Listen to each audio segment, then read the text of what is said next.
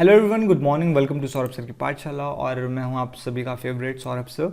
और यार इधर में ना हम लोग कुछ इंपॉर्टेंट चीज़ें देखने वाले हैं। ओके, तो यार हम लोग पहले जो हम लोग ने कल एक लेसन देखा था अल्केमी ऑफ नेचर, है ना। तो अल्केमी ऑफ नेचर मतलब क्या, नेचर का जादू बोल सकते हैं यहाँ पे। ओके, तो ये जो अल्केमी ऑफ नेचर जो है ये काफ़ी इंपॉर्टेंट लेसन है। और यहाँ पर आप लोग को मैं एक चीज़ बताना चाहता हूँ यहाँ पे कि यार आप लोग को पर्सनल आंसर्स लिखने पड़ेंगे। तो आज हम लोग देखने वाले how to write good answers and all. ठीक है, पहले मैं आप लोग को बताऊंगा कि अच्छे आंसर्स का एलिमेंट क्या क्या होता है और फिर हम लोग एक आंसर लिख कर भी देखेंगे। ओके, तो भाई यहाँ पर जो चीज़ सबसे ज़्यादा इंपॉर्टेंट है वो ये है बॉस कि देखो आप लोग जब कभी यार आंसर्स लिख रहे हो तो ना आपके आंसर्स के अंदर कुछ स्पेसिफिक एलिमेंट्स रहने चाहिए। तो सबसे पहली चीज़ क्या है, वो आप लोग का ग्रामर है ना। तो grammar is very very important. यहाँ पे सेकंड चीज़ आप लोग का क्या, presentation. Presentation again very important. Number third thing creativity. Creativity भी बहुत ज़्यादा ज़रूरी है। Number four imagination. देखिए जो बंदा जो होता है ना, एक जो बंदा जो होता है जो बोर्ड के आप लोग के पेपर चेक कर रहा होता है, वो बंदा आप लोग की ये चार चीज़ ज़रूर देखता है। और वो जो चीफ मॉडरेटर जो होता है वो ये चार चीज़ों को के हिसाब से आपको मार्क्स देता है। देखिए यहाँ पे मैं एक आपको बताना चाहता हूँ, यहाँ पे एक छोटा सा कैलकुलेशन करते हैं। अभी देखिए आप लोग बोल सकते हैं कि सर जब हमारे पास नवनीत है, रिलायबल है, तो हमको ये सब की ज़रूरत क्या है। ओके, तो एक छोटा सा एक बॉक्स बनाते हैं। ओके, और समझते भाई क्या कैलकुलेशन है। कलर चेंज कर लेता हूँ मैं यहाँ पे और चलो ठीक है, देखते हैं यहाँ पे। देखो यहाँ पे मैं 3 स्लैब्स बना रहा हूँ, 1 2 और 3 बन चुके। ओके, तो यार ये वाले स्लैब में ना आप 60 to 80 वाले, ये वाले स्लैब के अंदर, मैं ये नहीं बोल रहा कि आप लोग है करके यहाँ पे, बट 60 to 80 वाले जो लोग हैं वो ये वाले स्लैब के अंदर में आते हैं। ओके, ये 60 to 80 वाला जो जर्नी जो है यार ये बहुत ईजी होता है। बहुत ईजी मतलब ऐसा नहीं कि एकदम बस कुछ पढ़ा वड़ा नहीं और कर लिया, नहीं ऐसा कुछ नहीं होता। ये जर्नी थोड़ा होता है, लाइक इसमें भी एफर्ट्स रिक्वायर्ड होते हैं, बट ये थोड़ा इजी है। ओके, जब आप आ जाते हैं यहाँ पे 80 to 85 वाले लेवल पे जब आप आते हैं भाई, तो यहाँ पर कंपटीशन ना थोड़ा बढ़ जाता है। रीज़न आप लोग को यहाँ पे, क्योंकि यहाँ पर ना उतने इश्यूज नहीं होते, लेकिन जब आप यहाँ पर आते वाले लेवल पर आ जाते हैं, लेवल 2 में जब आते हैं, तो यार यहाँ पे ना बहुत टफ कंपटीशन, एक एक मार्क के लिए ना कट थ्रोट कंपटीशन चल रहा होता है यहाँ पे। तो यहाँ पर कंपटीशन वापस से बढ़ जाता है और एक और आ जाते हैं यहाँ पे वाले लेवल पे 85 टू, मैं यहाँ पे लिखता हूँ 93 एंड अबव। तो यार ये वाला जो लेवल है ना भाई, ये वाला जो जोन है ये सबसे डेंजरस जोन है। इसको एक्चुअली रेड जोन बोल सकते हैं हम लोग। यहाँ पर इतना खतरनाक कंपटीशन रहता है बॉस कि आप लोग बिलीव नहीं कर सकते। यहाँ पे 80, देखो एक बंदा जो है 60 to 80 इजीली ला सकता है, लेकिन 80 to 85 जंप करना अगेन डिफिकल्ट है। और 85 to 93 जंप करना it becomes really more difficult. तो आप लोग को ये चीज़ समझने की जरूरत है। अब मैं यहाँ पर क्यों बता रहा हूँ आप लोग को ये सारी चीज़ें। देखो, जो बंदे को सिर्फ ये वाले जोन में रहना है, वो बंदा नवनीत या रिलायबल फॉलो करता है 100%, कोई दिक्कत नहीं है, आ जाएंगे इजीली। लेकिन जब आप ये वाले जोन में आना चाहते हैं, फिर आप ये वाले जोन में आना चाहते हैं, तो आपको खुद के आंसर्स बनाने पड़ेंगे। समझ में आ रही बात मैं क्या बोलना चाह रहा हूँ यहाँ पे।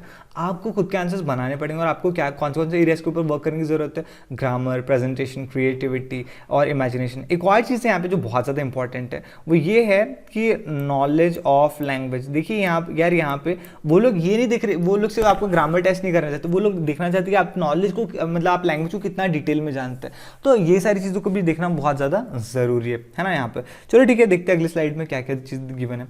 तो यार यहाँ पर ना हम लोग के सामने एक क्वेश्चन है जो मैं ऑलरेडी लिख चुका हूँ यहाँ पे स्लाइड के ऊपर। ओके, और चलो ठीक है, देखते हैं इसको अच्छे से।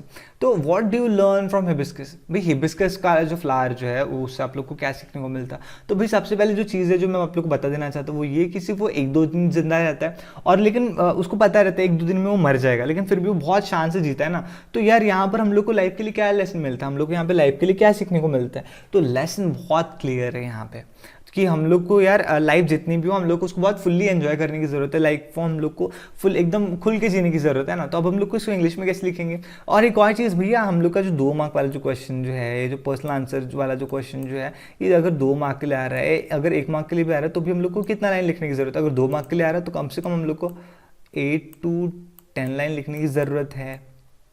Okay, I mean 8 to 10।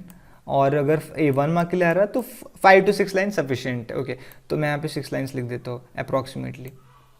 अगर 1 मार्क के लिए आ रहा है तो कम से कम 5 से 6 लाइन रहना चाहिए ना। 2 मार्क के लिए तो कम से कम 8 से 10 लाइन तो लिखो। ओके, ये चीज़ें रहेगी वहाँ पे। और चलो ठीक है, अब देखते हैं आगे में क्या चीज़ है जो ज़्यादा इंपॉर्टेंट है यहाँ पे। ओके, तो यार हिबिस्कस से हम लोग क्या क्या सीखते हैं, तो मैं यहाँ पे लिख नहीं पाऊंगा यहाँ पे स्क्रीन के ऊपर, लेकिन मैं आप लोग को बताना चाहता हूँ कि आप लोग क्या आंसर लिख सकते हैं यहाँ पे। So as per my scenario, I can learn many important lessons from hibiscus. The most important lesson that hibiscus teaches me is that the length of your life does not matter. The greatness of your life matters. The deeds that you do in your life are going to matter. The thing that is most important here is the life is not measured in terms of its length. The life is measured in terms of deeds. Okay, so the most important thing is how gracefully you live your life is going to matter. तो ये हो गया first thing. Okay, second thing हम लोग यहाँ पर क्या बोल सकते हैं बॉस? सेकंड थिंग हम लोग बोल सकते हैं यहाँ पे like hibiscus is something like hibiscus teaches a very beautiful thing. It teaches a very beautiful lesson.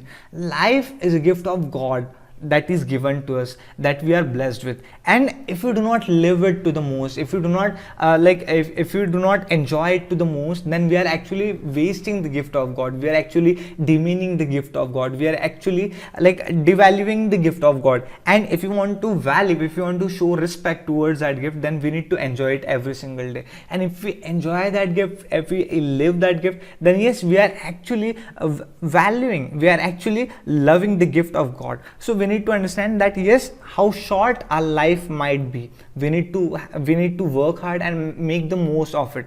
तो यहाँ पर ये चीज़ें हम लोग स्टेप से आंसर बता सकते हैं यहाँ पे, है ना. तो आप लोग से बस इतनी सी रिक्वेस्ट है कि आप लोग प्लीज़ वीडियो को पॉज करेंगे और थोड़ा थोड़ा देख या सुन कर आप लोग लिखेंगे.